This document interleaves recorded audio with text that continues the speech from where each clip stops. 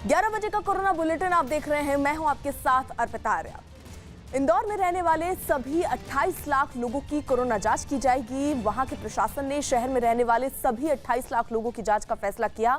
इंदौर में मरीजों की संख्या बढ़कर 842 हो गई है, जबकि कुल एक ही दिन में वहां 8 लोगों की मौत हो गई है। इंदौर में अब तक कुल 47 मरीजों की मौत हो चुकी है, जिसके बाद वहां के सभी 28 लाख लोगों की जांच का ये फैसला लिया गया है। तो इंदौर में जो अब यहां मामले तेजी से बढ़ रहे हैं, तो इसी के मद्देनजर अब यहां पर कदम भी उठाए जा रहे हैं। क्या ये कदम उठाने में देर हो गई, ये एक बड़ा सवाल, क्योंकि ये मामले लगातार बढ़ रहे हैं। जो भी तैयारियां अभी की जा रही थी प्रशासन की तरफ से, वो फिलहाल नाकाफी ही दिखती हुई नजर आ रही थी। अब ये फैसला लिया गया कि 28 लाख लोगों की कोरोना जांच की जाएगी और वहां के प्रशासन ने शहर में रहने वाले सभी 28 लाख लोगों की जांच का ये फैसला किया है। इंदौर में मरीजों की संख्या भी बढ़कर 842 हो गई है, जबकि कुल अगर कल की बात करें तो एक ही दिन में वहां 8 लोगों की मौत हुई है। इंदौर में अब तक 47 लोगों की मौत इसके साथ ही हो चुकी है। हमारे साथ इस वक्त इंदौर के कलेक्टर मनीष सिंह इस वक्त जुड़ चुके हैं और पूर्वी दिल्ली के डीएम अरुण मिश्रा हमारे साथ जुड़ रहे हैं। और सबसे पहले मैं मनीष जी का ही रुख करना चाहूंगी। मनीष जी, अब ये कदम उठाया जा रहा है कि 28 लाख लोगों का स्क्रीनिंग की जा रही है। ये स्क्रीनिंग जरा बताइएगा कि कैसे सबके सैंपल लिए जाएंगे, जरा ये स्पष्ट कीजिएगा। और ये पहले क्यों नहीं किया गया, कहीं चूक हो गई?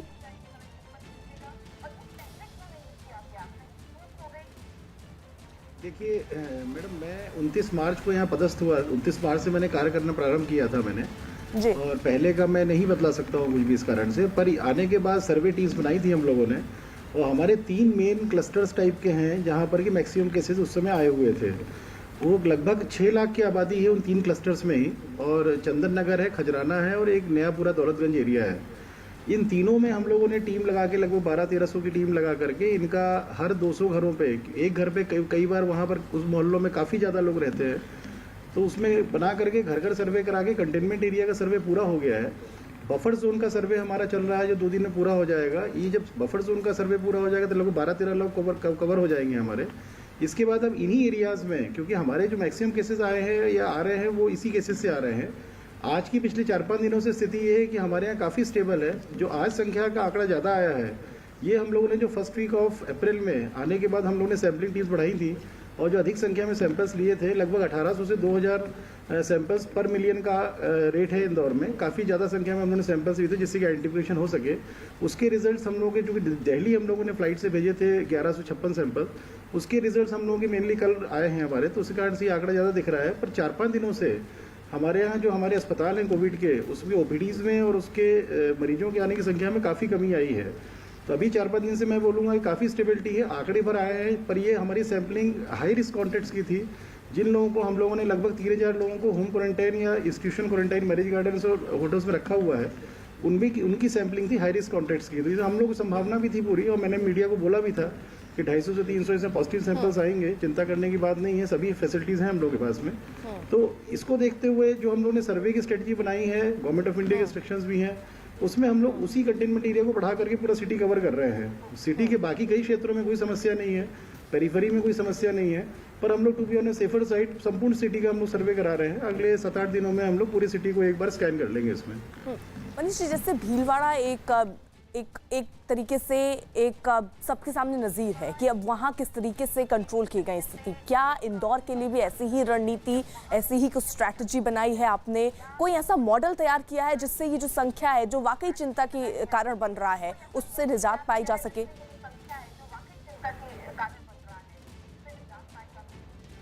मैडम, संख्या आइडेंटिफाई अगर हो रही है तो चिंता कारण इसलिए नहीं बनना चाहिए कि जब तक आइडेंटिफिकेशन नहीं होगा तब तक हम उस एरिया में कंटेनमेंट प्लान जो हमारा है वो हम इम्प्लीमेंट नहीं कर सकते हैं, और हमें पता नहीं चलता है, लोग सतर्क नहीं होते हैं। भीलवाड़ा में भी वही स्ट्रिक्ट कंटेनमेंट और कॉन्टैक्ट ट्रेसिंग करके ट्रेस किया गया था। एक्चुअली इंदौर में फरवरी से ही, क्योंकि यहाँ बाहर से भी फ्लाइट्स आती हैं, दिल्ली बॉम्बे के माध्यम से भी बाहर के लोगों का काफ़ी आना जाना रहता है, तो फरवरी से ही थोड़ा जो 3 हमारे एरियाज़ हैं ये, इसमें एक पॉपुलेशन विशेष ही रहती है तीनों क्षेत्रों में, और इसमें फरवरी में यहाँ पर थोड़ा स्प्रेड शुरू हो गया था। मार्च में काफ़ी हो गया था इस क्षेत्र में स्प्रेड, और लगभग 25 मार्च से जो हमारे कुछ कब्रिस्तानों की डेथ रेट थी, डेथ की, वो भी मार्च के में बढ़ी हुई आ रही थी उसमें। तो पर अब ये क्षेत्र हमारे कंटेन हो गए हैं, इनको स्ट्रिक्ट कंटेनमेंट किया गया है, अंदर जाना जाना बंद है, अंदर भी गली मोहल्लों में फोर्स लगी हुई है, तो ये काफ़ी हद तक सेटल डाउन हो गए हैं। अब यहाँ जो अनयूजुअल डेथ्स हो रही थी, हम लोगों ने डॉक्टर्स को लगाया, घर घर सर्वे कराया, तो लगभग 7-8 अप्रैल तक हमने उसको नियंत्रित कर लिया था। अब वहाँ कोई भी अनयूजुअल डेथ इस तरह की नहीं हो रही है, और इसी कारण हम लोग इस सर्वे का प्लान बढ़ा रहे हैं। पर अभी 4-5 दिनों से शहर में जो भी कोरोना सिम्टम्स के मरीज हैं, उनके आने की संख्या में अस्पतालों में ओपीडी जो हम लोगों ने बनाई है, वो काफ़ी कमी आई है उसमें। और मुझे उम्मीद है कि ये जो आंकड़ा आज आया है, इससे ज़रूर लग रहा है आप लोगों को कि एकदम से इंदौर में क्या हो गया। पर ये चूंकि ये हमारे हाई रिस्क कॉन्टेक्ट्स थे, जो हम लोगों ने फर्स्ट वीक ऑफ अप्रैल में 8-9 तारीख तक सैम्पलिंग की थी, और काफ़ी संख्या में सैंपल्स किए थे हम लोगों ने फ्लाइट से दिल्ली भेजा था इनको, वो संख्या एकदम से आई है, इस कारण से थोड़ा बहुत ही फील हो रहा है। पर शहर की जो अन्य स्थिति है काफ़ी हद तक नियंत्रित है इस समय। ठीक है, हमारे साथ पूर्वी दिल्ली के डीएम अरुण मिश्रा भी इस वक्त जुड़े हुए हैं। अरुण जी, जहां एक तरफ इंदौर में चिंताएं बढ़ रही हैं, लेकिन दिल्ली फिलहाल स्थिर नजर आ रहा है, क्योंकि अगर हम पिछले 24 घंटों की बात करें तो मामले कम आए हैं, 5 मामले सामने आए, उससे पहले 15, उससे पहले हमने और आंकड़े बढ़ते हुए ही देखे थे। तो यानी जिस दिशा में आप काम कर रहे हैं वो दिशा शायद ठीक दिशा है, और इसीलिए अभी तक मामले भी कम आ रहे हैं, मानेंगे आप ये?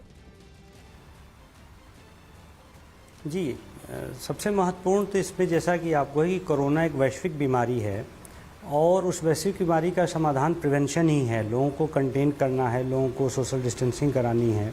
तो दिल्ली गवर्नमेंट में और सीएम साहब ने, हमारे डिप्टी सीएम साहब ने बहुत अर्ली ही, जब पहला केस डिटेक्ट हुआ था, तभी से उन्होंने घर घर मैसेज जो भेजना है, इन्फॉर्म करना सोशल डिस्टेंसिंग के बारे में, तो प्रिपरेटरी कार्रवाई यहाँ पे शुरू कर दी थी। अलग डिस्ट्रिक्ट्स में अलग अलग ढंग से, हर यहाँ के जोग्राफिकल जो डिवीजन्स हैं वो बड़े डिफरेंट। वैसे तो दिल्ली एक शहर है, उसके अंदर 11 डिस्ट्रिक्ट्स हैं, तो बहुत अर्ली प्रिपेयर्डनेस शुरू हो गई थी। और इसमें बड़ी क्लैरिटी आ गई थी कि ये वायरस ऐसा है कि यदि आप इसको टच करेंगे, आप इसको इम्पैक्ट छुएंगे, तभी आपके पास आएगा। तो इनिशियली हमने ट्राई किया था कि ये बढ़ने न पाए, सोशल डिस्टेंसिंग हो, प्रचार प्रसार काफ़ी तेज़ी से किया था। लेकिन फिर मैं कहता हूँ क्योंकि ये वैश्विक बीमारी है, चीन में से कहीं से शुरू हुआ, बढ़ते बढ़ते इसने पूरे विश्व को 100 कंट्रीज से ज़्यादा ले लिया। तो जब तक पूरे नेशनल लेवल पे और रीजनल और अपने लोकल लेवल पे जो प्लान्स बना के इनको रोका नहीं जाएगा, तो कोई भी ना आगे है न पीछे है। जब तक पूरा नेशन उसमें नहीं अपने को कहता है कि हम मुक्त हो जाएंगे, तो वी आर इंटरडिपेंडेंट, हम एक दूसरे से जुड़े हुए हैं। हाँ, पूर्वी दिल्ली में हमने, क्योंकि यहाँ पॉपुलेशन बहुत अधिक है, 36,000 लोग पर स्क्वायर किलोमीटर रहते हैं, तो हमारे यहाँ जब पहला केस आया था, तभी सीएम साहब, डिप्टी सीएम साहब ने ये कहा था कि आप लोग एक बार घर टू घर रीच कर लें।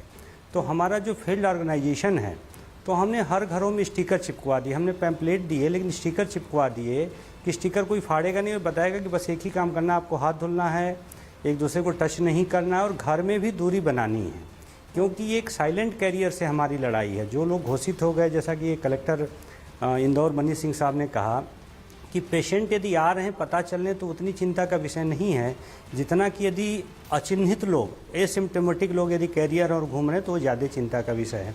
तो हमारी फर्स्ट स्ट्रेटजी फर्स्ट लेवल पे जब थी, तो यही थी कि एसिम्प्टोमेटिक लोग अपने घरों में कंटेन रहें, इवन फैमिली में भी इंटरेक्शन ना करें। उसका एक बड़ा अच्छा उदाहरण मिला कि जब दिल्ली में राइज हुआ ग्राफ का 31 तारीख को, तो उसी समय हमने 2-3 अपार्टमेंट सील किए थे। बेसिकली हमने एक केस पे ही किया था, कंटेन, सील वर्ड नहीं यूज़ करूँगा मैं, कंटेनमेंट किया था। तो उसमें फैमिली रहती थी, 1 लोग, 2 लोग, 3 लोग, 4 लोग, लेकिन उस कंटेनमेंट के कारण इवन फैमिली भी इन्फेक्ट नहीं हुई, फैमिली भी बच गई उनकी। तो उससे जागरूकता प्लस कंटेनमेंट मिला के अभी तक रिजल्ट ठीक आया है। लेकिन ये बड़ी डायनेमिक सिचुएशन है, और दिल्ली बहुत बड़ा शहर है, ज़िले भले विभाजित हैं, लेकिन हर ज़िला एक दूसरे से जुड़ा हुआ है, पॉपुलेशन का मूवमेंट बहुत अधिक है। जैसे इसेंशियल सर्विसेज में लोग आने वाले हैं, जाने वाले हैं, हेल्थ केयर वर्कर्स हैं, डॉक्टर्स हैं। तो हम पूरी प्रयास यही कर रहे हैं कि सोशल डिस्टेंसिंग हो, घरों में ही इसे कंटेन किया जाए, और कंटेनमेंट एरिया को न्यूक्लियस लेवल पे लाके, क्योंकि यदि जो गवर्नमेंट ऑफ इंडिया की गाइडलाइंस हैं काफ़ी अच्छी हैं, उसी को हम फॉलो कर रहे हैं। लेकिन दिल्ली की पॉपुलेशन का कंसंट्रेशन इतना अधिक है कि यदि 3 किलोमीटर का यदि पेरीमीटर हम बना देंगे, तो हमारे इस दिल्ली में तो 3 किलोमीटर का बनाते ही कम से कम 5-6 लाख लोग उसके अंदर आ जाएंगे। तो इसीलिए हमने न्यूक्लियस कंटेनमेंट जोन या माइक्रो कंटेनमेंट जोन का किया, जिसको ऑपरेशन शील्ड में कन्वर्ट किया गया। ऑपरेशन शील्ड एक कॉन्सेप्ट आया कि जिसको मैक्रो लेवल पे रोक लें। एक गली है, उस गली की विड्थ में, लंबाई चौड़ाई में रोक दें तो वहाँ रुक जाएगा। तो इसके अच्छे परिणाम अभी तक आए हैं। और सीएम साहब, डिप्टी सीएम साहब लोग डेली रिव्यू करते हैं, सारे डिस्ट्रिक्ट मजिस्ट्रेट से डायरेक्ट बात करते हैं, और पता करते हैं कि क्या बॉटलनेक्स आ रहे हैं, क्या समस्याएं आ रही हैं, जिसके बेस पे स्ट्रेटजाइज करते हैं। मनीष जी, अगर हम इंदौर की बात करें तो वहाँ पर जो मृत्यु दर है, कोरोना मृत्यु दर, वो बहुत ज़्यादा है। ये क्यों है? इसके पीछे की क्या वजह देख रहे हैं आप?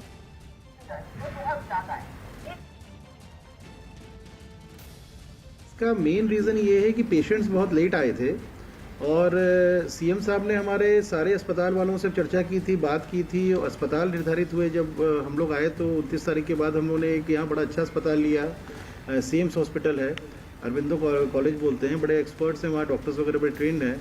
वो सब डॉक्टर्स सबसे बात हुई सीएम साहब की, सब बड़े मोटिवेट हुए। शुरू में ये भी स्थिति थी कि डॉक्टर्स थोड़ा घबरा रहे थे। इसमें पीपी किट्स का इंतजाम सीएम साहब द्वारा किया गया। जितने भी डॉक्टर्स पीपी किट्स हमारे चाह रहे हैं वो सभी को मिल रही है। तो उससे डॉक्टर्स मोटिवेट हुए। ये सारे जो मोर्टेलिटी हमारे यहाँ हुई है, ये कोमोर्बिड केसेस थे और बहुत लेट आए थे एक्चुअली ये लोग। तो हम लोग जो 3 मेजर एरियाज थे जो जहाँ पर कि लोगों को थोड़ा डर भी था, उनको हम लोगों ने काफ़ी विश्वास में लिया। जैसे कलेक्टर साहब ईस्ट दिल्ली बतला रहे थे कि लोगों को जागरूक करना और लोगों को कॉन्फिडेंस में लेना बहुत जरूरी है इसमें। और बिल्कुल मनीष, और इस वक्त ये भी बहुत जरूरी है कि अगर कोई तरीका ऐसा निकल पाए जिससे जो संख्या है उनको रोका जा सके, तो ये बहुत महत्वपूर्ण है जो हम दिल्ली में देख रहे हैं। अरुण जी, इंदौर की स्थिति को देखते हुए आपको लग रहा है कि कोई मॉडल जो आपने अपनाया हो, जो अगर इंदौर भी अपना ले तो और केसेस जो हैं वो मिलकर लड़ा जा सकता है, उससे संख्या कम की जा सकती है?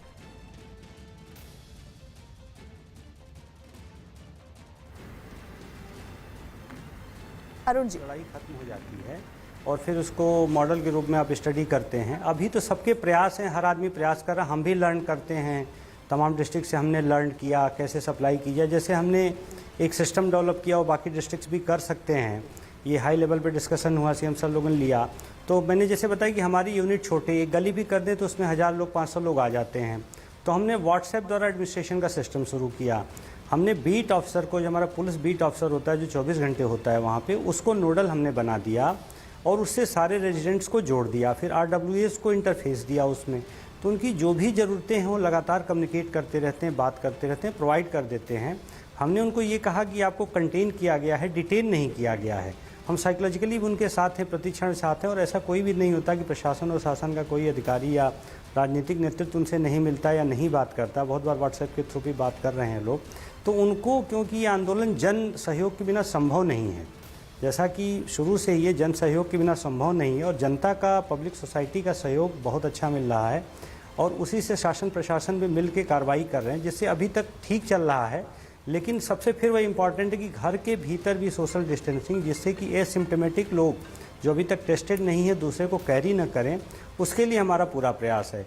और एक एफर्ट हमने अभी शुरू किया है ईस्ट दिल्ली में भी, कि हमने सारे रेजिडेंट्स जो हैं अलग अलग माध्यम से, स्कूलों के माध्यम से, BLOs के माध्यम से, जो भी हमारे पास मास मीडिया कम्युनिकेशन है, सबसे कहा है कि एक दिन के भीतर आरोग्य सेतु अपना जो ऐप है वो डाउनलोड कर लें।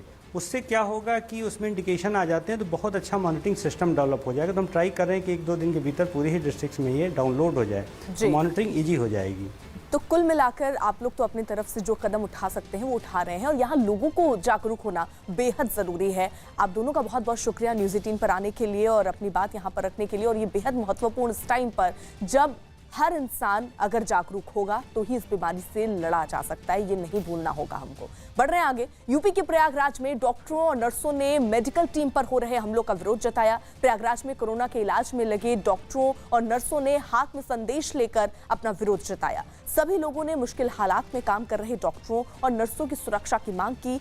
इन लोगों ने मेडिकल टीम पर हमला करने वालों पर सख्त कार्रवाई की भी मांग की है। ऐसे दौर में अगर लोग डॉक्टर्स के ऊपर हमले करते हैं, ज़बरदस्ती उन पर ईंट और पत्थर चलाते हैं, तो ये तनाव और बढ़ेगा और काम करना डॉक्टर्स के लिए बहुत कठिन होगा। इसलिए आप सबसे अनुरोध है कि सरकार इस पे कदम बढ़ाए और सख्त से सख्त कार्रवाई करे, जिससे इस तरह की घटनाएं ना हों। केरल के मल्लापुरम में एक आदमी लॉकडाउन के बीच पंछियों के खाने का रोजाना इंतजाम करने में जुटा हुआ है। लॉकडाउन की वजह से उनका काम भले ही बंद हो चुका हो, लेकिन वो पंछियों को खाना खिलाना नहीं भूलते। मजीब उर रहमान नाम के इस आदमी का मानना है कि लॉकडाउन की वजह से पंछियों के लिए भी खाने की समस्या है, जिससे वो दूर करने की कोशिश में जुटे हुए हैं और अपने ही स्तर पर कोशिश कर रहे हैं कि वो सारी पक्षियां जो यहाँ पर हैं उन्हें खाना खिलाया जा सके।